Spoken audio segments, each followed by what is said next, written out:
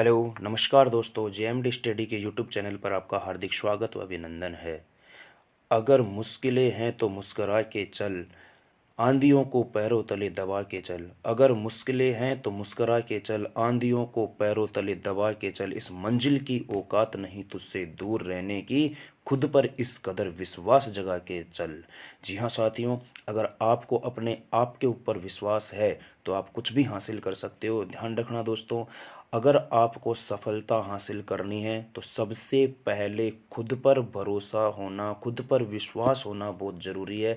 जब तक आपको अपने आप पर विश्वास नहीं होगा दोस्तों, तब तक आप किसी और पर विश्वास नहीं कर सकते। और जब तक आप खुद के ऊपर विश्वास नहीं करोगे, तब तक आपके अंदर वो मेहनत करने का जो जुनून है वो नहीं आएगा दोस्तों। इसलिए आपको अपने आप पर भरोसा रखना है, अपने आप पर विश्वास रखना है कि मैं इस काम को कर सकता हूँ, मेरे को कोई भी नहीं रोक सकता इस काम को करने से। इस प्रकार का विश्वास आपके अंदर होना चाहिए। चलिए दोस्तों, शुरुआत करते हैं। उम्मीद करता हूँ कि सभी कुशल मंगल होंगे। शुरुआत करते हैं अपना आज के सेशन की। और आज का सेशन जो हमारा है दोस्तों, 5 जनवरी 2022 करंट अफेयर्स की अपन बात करने वाले हैं दोस्तों, जिसके अंदर आप लोगों को मैं आपको करंट के क्वेश्चन के साथ साथ कुछ एक्स्ट्रा फैक्ट्स भी बता रहा हूं साथियों। उम्मीद करता हूं कि आपने पिछली 2 क्लासेज देखी होंगी। बहुत अच्छा आप लोगों ने रेस्पॉन्स दिया है, उसके लिए आपका पहले तो तहे दिल से शुक्रिया, धन्यवाद। और दोस्तों देखिए, आप हो तो हम हैं, हमारे बिना आप नहीं हो, ये ध्यान रखना। अगर हम नहीं है तो आप खूब हो, लेकिन तुम नहीं हो तो हम कुछ नहीं है, इस बात का ध्यान रखना।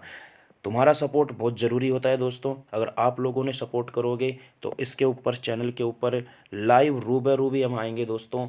इस बात की आप बिल्कुल भी चिंता ना करें, टेंशन नहीं करें इस बात की। और हर सब्जेक्ट को आप लोगों को धीरे धीरे इस प्लेटफॉर्म पर लेके आया जाएगा। लेकिन साथियों, आपका सपोर्ट चाहिए, आपका साथ चाहिए। ठीक है दोस्तों, चलिएगा ज़्यादा वक्त ख़राब ना करते हुए आज की जानकारियाँ, आज की महत्वपूर्ण सुर्खियाँ देखते हैं क्या क्या है हमारे सामने। चलिए दोस्तों, बढ़ते हैं अपन आज के फर्स्ट क्वेश्चन। और देखिए दोस्तों, पहला ही क्वेश्चन बहुत शानदार है। ध्यान से इस क्वेश्चन को समझने की कोशिश करना और फिर बाद में अपने को इसके अंदर क्या क्या जानकारी रखनी है। पहला क्वेश्चन है दोस्तों हमारे सामने कि निम्न में से किस बैंक ने ऑफलाइन डिजिटल, हाँ दोस्तों मैं एक बात और बोलूँगा आप लोगों को कि आप कॉपी पेन लेके बैठे और नोट कीजिएगा, एक एक चीज़ों को नोट कीजिएगा, ताकि आपके एग्ज़ाम के टाइम आप क्विक रिवीजन करो तो हमारे जो हैंड रिटन नोट्स हैं दोस्तों, वो हमें आराम से और जल्दी से हम उनको याद कर सकें। इसलिए ध्यान रखना, आप लोग जब भी क्लास अटेंड करो तो कॉपी पेन लेके अवश्य बैठा करो और उनको नोट किया करो एक एक क्वेश्चन को, ताकि एग्ज़ाम जब हमारे पास में आए, क्योंकि उस समय आप इतनी सारी वीडियो नहीं देख पाओगे, लेकिन अगर आपके पास लिखा हुआ दोस्तों तो उसको रिवीजन करने में बहुत आसानी रहेगी। और दोस्तों ध्यान रखना, माँ बाप का सपना पूरा करना है तो इन हाथों के अंदर छाले पड़ने चाहिए दोस्तों। बात समझ में आ रही है? हथेली में पसीने आने चाहिए साथियों। अगर उस माँ बाप को सपना दिखाया है, उनकी आंखों में अगर खुशी के आंसू देखना चाहते हो तो। जी हाँ दोस्तों, निम्न में से किस बैंक ने ऑफलाइन डिजिटल भुगतान करने पर फ्रेमवर्क जारी किया है?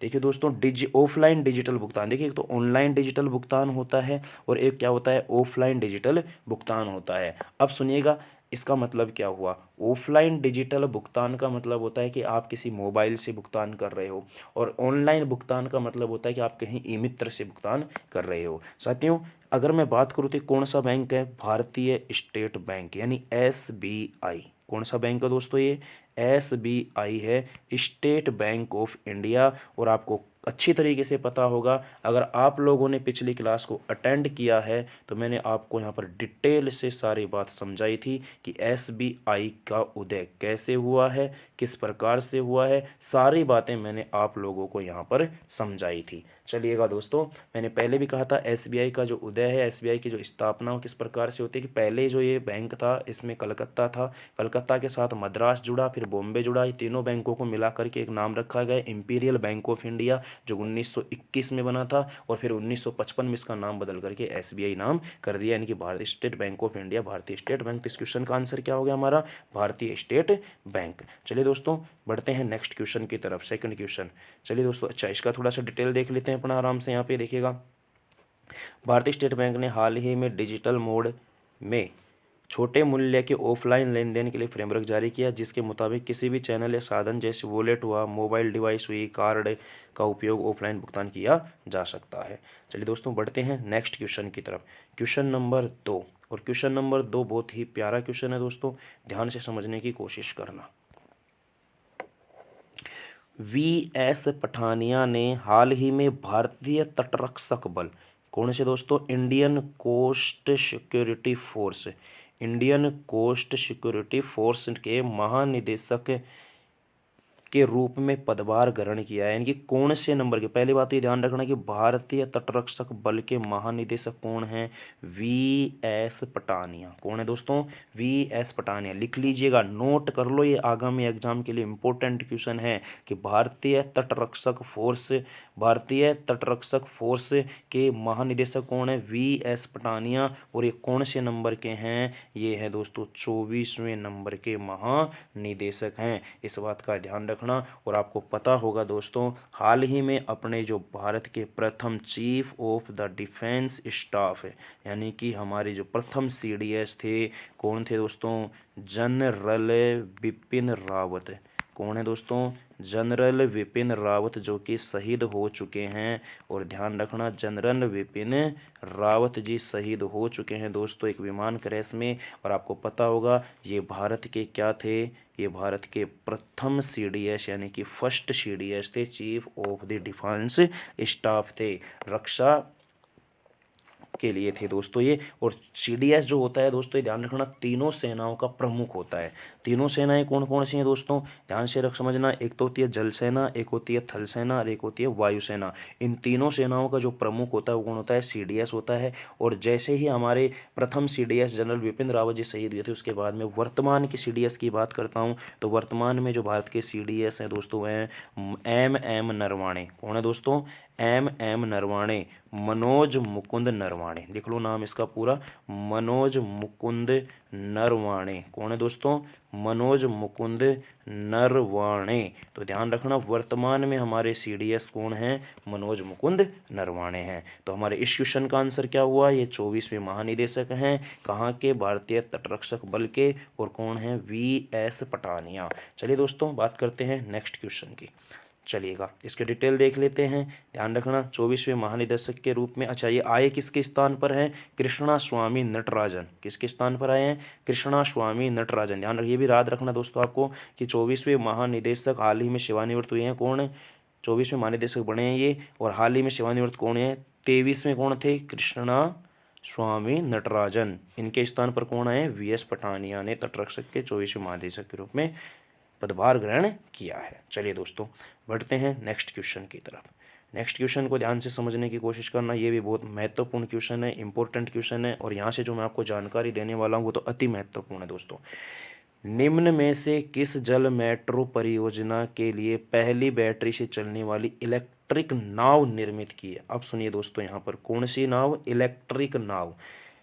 जल मेट्रो परियोजना, जल मेट्रो परियोजना का मतलब होता है कि वो मेट्रो रेल जो जल में चलती हैं, और पहली बैटरी से चलने वाली इलेक्ट्रिक नाव, यानी कि इलेक्ट्रिक नाव का निर्माण किया किसने, कोच्चि जल मेट्रो परियोजना ने। किसने किया दोस्तों, कोच्चि जल मेट्रो परियोजना ने।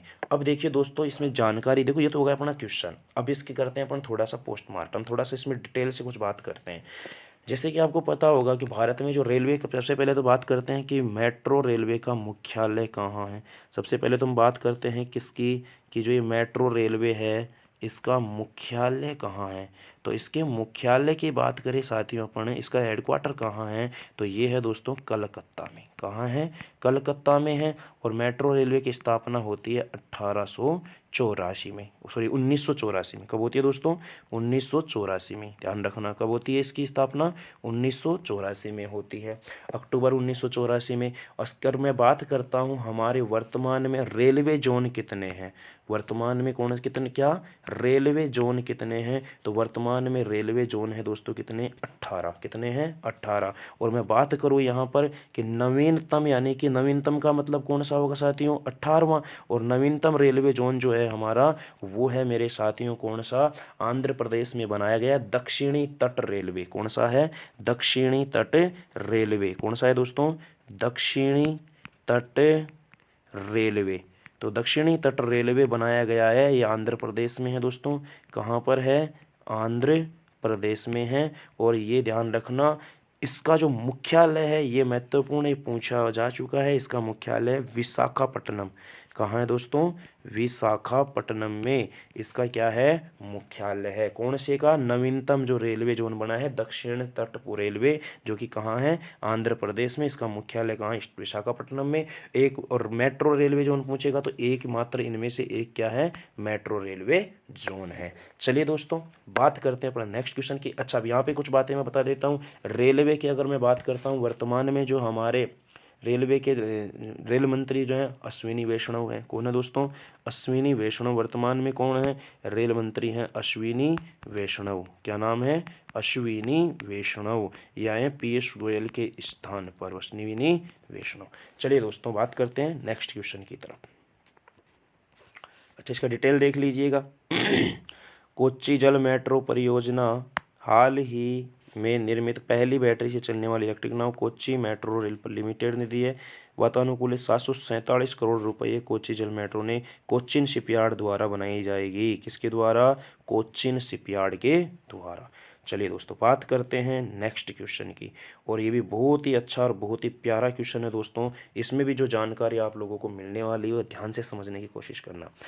प्रधानमंत्री नरेंद्र मोदी, तो पैसे भी जानते हैं दोस्तों, इस क्वेश्चन को कौन नहीं जानता। सब वाकिफ है इस चीज़ से कि हमारे भारत के प्रधानमंत्री कौन है? नरेंद्र मोदी। और एक क्वेश्चन पूछा जाए कि मेजर ध्यानचंद स्पोर्ट्स यूनिवर्सिटी। अब सुनिए दोस्तों, यहाँ पर बहुत प्यारा प्रश्न। सबसे पहले हम बात करते हैं दोस्तों मेजर ध्यानचंद स्पोर्ट्स यूनिवर्सिटी। इनको देखो, पहले तो बात करते हैं मेजर ध्यानचंद जी की। मेजर ध्यानचंद जी को कहते हैं हॉकी का जादूगर। सबसे पहली बात तो इनको क्या कहते हैं दोस्तों? हॉकी का जादूगर। अब सुनिए दोस्तों, हॉकी का जादूगर इनको कहा जाता है कि इनको मेजर ध्यानचंद जी को। ध्यान ऐसा खेल खेल गया, सबके ध्यान में ध्यान रह गया।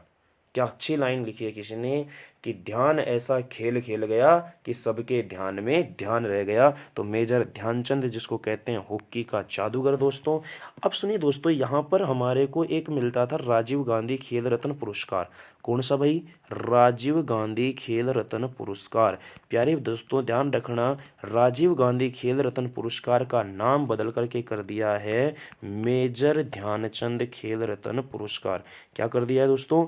मेजर ध्यानचंद। कौन सा? मेजर ध्यानचंद खेल रत्न पुरस्कार। ये क्यों किया है? ध्यान से सुनना, मेजर ध्यानचंद खेल रत्न पुरस्कार कर दिया है इसका नाम। अब ध्यान से समझना, हाल ही में हुआ है दोस्तों कौन सा? Tokyo Olympic. कौन सा ओलंपिक हुआ है? Tokyo Olympic. मेजर ध्यानचंद खेल रत्न पुरस्कार। चलिएगा, हाल ही में हुआ कौन सा? Tokyo Olympic. अब आपको पता होगा टोक्यो ओलंपिक में भारत ने जीता है दोस्तों, यहाँ हॉकी टीम ने जीता है कांस्य पदक। कौन सा पदक जीता है? कांस्य पदक जीता है, यानी ब्रॉन्ज जीता है। और ये ब्रॉन्ज जीता है इसने 41 साल बाद। किस बात? कितने साल बाद? 41 साल बाद भारत ने हॉकी में, यानी कि ओलंपिक में, हॉकी के खेल में 41 साल बाद क्या जीता है? कोई पदक जीता है। और वो कांस्य पदक जीता था दोस्तों इससे पहले 1980 में जीता था, जो कि हमारा गोल्ड मेडल था। तो दोस्तों, इनके सम्मान में जो राजीव गांधी खेल रत्न पुरस्कार था, उनका नाम बदल करके क्या कर दिया है? मेजर ध्यानचंद खेल रत्न पुरस्कार। और ध्यान रखना, इसकी जो राशि है दोस्तों, इसकी राशि कर दी गई है कितनी लाख? पहले थी दोस्तों यहाँ पर इसकी राशि 7.5 लाख, और वर्तमान में इसकी राशि है कितनी? 25 लाख रुपए। तो ध्यान रखना, वर्तमान में इससे कितने लाख रुपए मिलते हैं पुरस्कार विजेताओं को? 25 लाख रुपए मिलते हैं। चलिए दोस्तों, बात करते हैं अपन अब यहाँ पर और क्या जानकारी रखनी इसमें ध्यान। अभी मैं क्वेश्चन का आंसर नहीं बता रहा हूँ, केवल मैं अभी तक आप लोगों को ये जानकारी दे रहा हूँ मेजर ध्यानचंद स्पोर्ट्स यूनिवर्सिटी कहाँ बनी है ये तो मैं बताऊँगा आप लोगों को, लेकिन मेजर ध्यानचंद को कहते हैं हॉकी का जादूगर कहते हैं दोस्तों। और आपको पता होगा कि 29 अगस्त को मनाया जाता है खेल दिवस। कौन सा? 29 अगस्त को कौन सा दिवस मनाया जाता है? खेल दिवस मनाया जाता है दोस्तों। उसके बाद अगर मैं बात करूँ आपके सामने यहाँ पर तो आपको क्या ध्यान रखना है यहाँ पे दोस्तों? यहाँ पे अपने को ध्यान रखना है साथियों कि जो हमारे वर्तमान अब की बार जो 2021 में किसमें भाई 2021 में जो ये मेजर ध्यानचंद खेल रत्न पुरस्कार है ये कितने व्यक्तियों को मिला है? 12 व्यक्तियों को। कितने व्यक्तियों को मिला है? 12 व्यक्तियों को। मैं अलग से इसकी क्लास लेकर आऊँगा आपके सामने दोस्तों कि किन किन को मिला है और कौन कौन से खेल से संबंधित। इसमें 2 क्वेश्चन बड़े इंपॉर्टेंट हैं। एक तो है कि फुटबॉल वाला। क्यों है फुटबॉल वाला? क्योंकि फुटबॉल के क्षेत्र में, फुटबॉल के खेल में सबसे पहली बार किसी को ये पुरस्कार दिया गया और उनका नाम है सुनील छेत्री। क्या नाम है दोस्तों उनका नाम? सुनील छेत्री। क्या नाम है? सुनील छेत्री। और उसके बाद मैं बात करूं एक क्रिकेट के, किसमें? क्रिकेट में। और क्रिकेट में किसको मिला है दोस्तों? क्रिकेट में मिला है साथियों मिताली राज को। किसको मिला है? मिताली राज को। ये 2 महत्वपूर्ण आप लोगों को ध्यान रखना है। हालांकि मैं इसकी अलग से आप लोगों के सामने क्लास लेकर के आने वाला हूँ। तो ये बात थी दोस्तों इस क्वेश्चन का, मैंने आपके सामने पोस्टमार्टम कर दिया है। अच्छे से आपको नोट करना है एक एक बात को। यहाँ से प्रश्न बनता है, ध्यान रखना। क्योंकि और एक करंट बेस पे है, क्योंकि हाल ही में तो इसका एक तो नाम बदल दिया गया राजीव गांधी खेल रत्न पुरस्कार का। और हाल ही में आप लोगों को पता होगा दोस्तों ये 29 अगस्त को मनाया जाता है राष्ट्रीय खेल दिवस। अब मैं बात करता हूँ कि मेजर ध्यानचंद स्पोर्ट्स यूनिवर्सिटी की आधारशिला नरेंद्र मोदी जी ने कहाँ रखी है दोस्तों? मेरठ यूपी में रखी है। समझ में आ गया बात? पहले अपन ने क्वेश्चन की जानकारी ली है दोस्तों। मैं फिर कह रहा हूँ आप लोगों को, अगर आप लोग मेहनत करने से अगर डर रहोगे तो कुछ भी हासिल नहीं कर सकते। ध्यान रखना, रजाई से बाहर निकलो, कॉपी पेन उठाओ, एक एक बात को नोट करो दोस्तों। कुछ भी समस्या आए तो आप कमेंट बॉक्स में आप कमेंट कीजिएगा दोस्तों। और साथियों आपका ये परिवार है, आपके सपोर्ट के बिना कुछ नहीं हो सकता। तो आपसे मैं रिक्वेस्ट करता हूँ कि आप क्लास को अच्छे से देखें, लाइक करें, दोस्तों के साथ शेयर करें और आपके अपने चैनल को सब्सक्राइब भी कीजिएगा। चलिए दोस्तों, उम्मीद करता हूँ कि इतनी जानकारी आपको समझ में आ गई होगी। तो मेजर ध्यानचंद स्पोर्ट्स यूनिवर्सिटी की आधारशिला कहाँ रखी गई है? मेरठ में रखी गई है। बढ़ते हैं अपन नेक्स्ट क्वेश्चन की तरफ। चलिए दोस्तों मूव करते हैं। अच्छा, इसका डिटेल देखिएगा।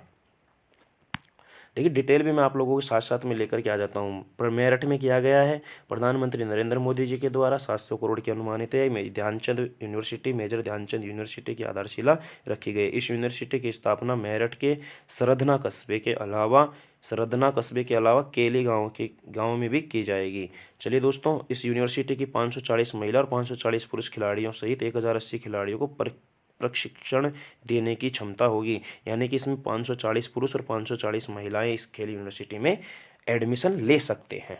चलिए दोस्तों, बढ़ते हैं अपन नेक्स्ट क्वेश्चन की तरफ। और अगला क्वेश्चन है हमारे सामने, ये ध्यान से समझने की कोशिश करना। इसमें भी आप लोगों को बहुत सारी जानकारियाँ मिलने वाली है। फ्रांस ने हाल ही में कितने महीने के लिए यूरोपीय संघ परिषद की, सबसे पहला ही प्रश्न ये आता है कि ये यूरोपीय संघ में कितने, तो इसमें राष्ट्र होते हैं, देश होते हैं, और इसका उदय कब हुआ है? ध्यान रखना दोस्तों, मैं बात कर रहा हूँ 1957 1957 में। कब दोस्तों? 1957 में रोम की संधि हुई। कौन सी संधि हुई दोस्तों? रोम की संधि 1957 में होती है, रोम की संधि। इस रोम की संधि के तहत 6 देशों ने मिलकर के, कितने देशों ने? 6 देशों ने मिलकर के इस यूरोपीय संघ का गठन किया दोस्तों। लेकिन इसकी जो स्थापना है साथियों, वो स्थापना होती है इसकी कब? 1993 में। कब होती है? 1993 में होती है। और बात करें दोस्तों इसका मुख्यालय, तो यह मोस्ट्रिच नीदरलैंड में है। कहाँ पर है दोस्तों? मोस्ट्रिच नीदरलैंड में। इसका मुख्यालय जो है वो कहाँ है? मोस्ट्रिच नीदरलैंड। कहाँ पर है? नीदरलैंड में। अब मैं बात करता हूँ वर्तमान में इस यूरोपीय संघ में कितने राष्ट्र हैं। वर्तमान में है दोस्तों इसमें 28 राष्ट्र।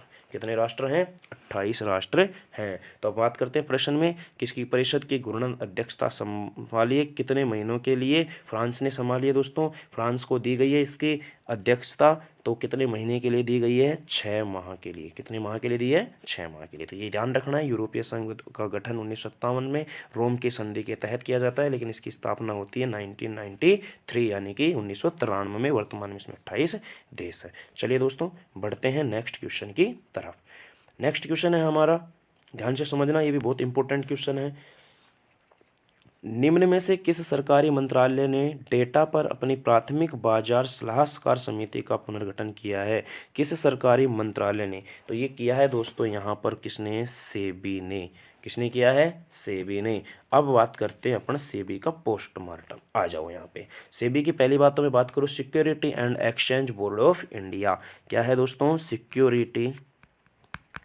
Security x and exchange, security and exchange board of India, board of India. एक तो सेबी की हमसे काफ़ी बार फुल फॉर्म भी पूछ ली जाती है, तो security and exchange board of India. बात करते हैं दोस्तों भारतीय प्रतिभूति एवं विनिमय बोर्ड। बात करते हैं इसकी स्थापना। देखो इसकी स्थापना की बात की जाए दोस्तों तो ये आता है हमारा सेबी अधिनियम 1992, यानी कि 1992 के एक्ट के तहत, सेबी एक्ट 1992 के तहत आती है। और इसकी जो स्थापना है दोस्तों वो की जाती है 12 अप्रैल 1988 के तहत। 12 अप्रैल 1988 में। कब की जाती है दोस्तों? 1988 में। लेकिन ध्यान रखना दोस्तों 1988 में इसकी स्थापना की जाती है, लेकिन इसको मान्यता प्राप्त नहीं होती है। इसको जो मान्यता प्राप्त होती है दोस्तों वो होती है 1992 में, और सेबी अधिनियम 1992 के तहत। इसलिए इसकी स्थापना मानी जाती है 12 अप्रैल 1992 को। कब मानी जाती है?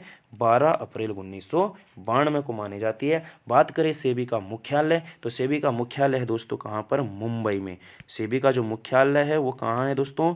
मुंबई में है। और मैं बात करूँ दोस्तों इसके वर्तमान अध्यक्ष की, किसका वर्तमान में इसका अध्यक्ष कौन है? तो इसके वर्तमान अध्यक्ष हैं दोस्तों अजय त्यागी। कौन है?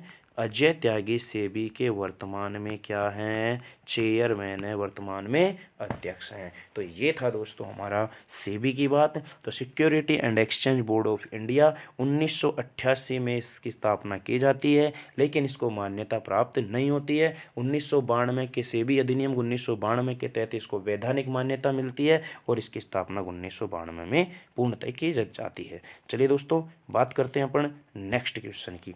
नेक्स्ट क्वेश्चन पर चलते हैं अपन। यहाँ पे नेक्स्ट क्वेश्चन है हमारा, और ये भी बहुत ही अच्छा और बहुत ही शानदार क्वेश्चन है दोस्तों। ध्यान से समझने की कोशिश करना इस क्वेश्चन को। थोड़े से इसके विकल्प कट रहे हैं तो हम इसको थोड़ा सा क्या कर लेते हैं, हल्का सा जूम कर लेते हैं। चलिए दोस्तों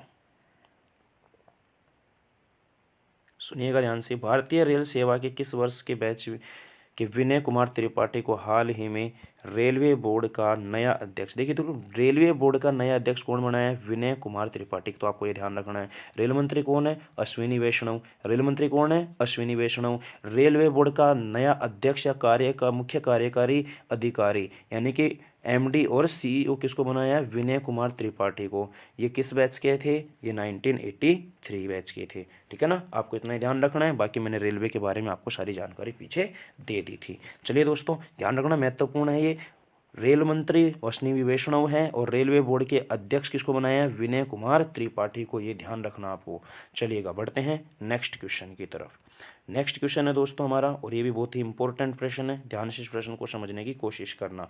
निम्न में से किस देश ने हाल ही में एक फ्रीगेट से लगभग 10 नई जिरकोन, दोस्तों ये जिरकोन है, क्या है दोस्तों? ये जिरकोन मिसाइल।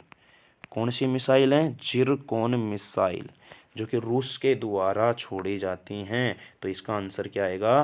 रूस आएगा दोस्तों। आपको इतना ही ध्यान रखना है, जिरकोन मिसाइल है और ये रूस के द्वारा परीक्षण किया गया है। बात समझ में आ गई दोस्तों? तो मैं उम्मीद करता हूँ ये था आज का अपना सेशन, जो मैंने आप लोगों को अच्छे से डिटेल से सारी बातें समझा दी। तो दोस्तों अगर क्लास अच्छी लगी हो तो क्लास को करना है आपको लाइक, साथ में इसको करना है फ्रेंड्स के साथ शेयर, और कोई भी समस्या हो दोस्तों तो आप लोगों को कमेंट बॉक्स में क्या करना है? कमेंट करना है, और आपके अपने चैनल को क्या करना है? सब्सक्राइब करना है। और दोस्तों अपना और अपने परिवार का ख्याल रखना, और अपने माँ बाप के सपने को पूरा करने के लिए दोस्तों जी जान लगा देनी है। साथियों अब मिलेंगे अपन अगले नए दिन, नई सुबह और नई करंट अफेयर्स के साथ में। तब तक के लिए पढ़ते रहिएगा और मेहनत करते रहिएगा दोस्तों। बिना मेहनत के कुछ भी हासिल नहीं होगा। चलिए दोस्तों मिलते हैं अपने नेक्स्ट क्लास में। तब तक के लिए अपना और अपने परिवार का ख्याल रखिएगा और अच्छे से आपको मेहनत करनी है। जय हिंद साथियों, बाय बाय, टेक केयर।